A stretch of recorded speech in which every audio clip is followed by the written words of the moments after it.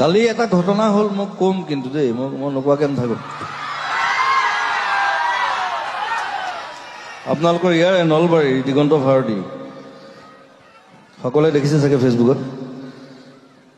Chandmari Bihu comedy কেইজনমানে অপমান কৰিছে তেওঁক গতিকে মই বেছিকৈ নকওঁ বেছিকৈ ক'লে মই গালি দিম গতিকে কথাটো কওঁ যে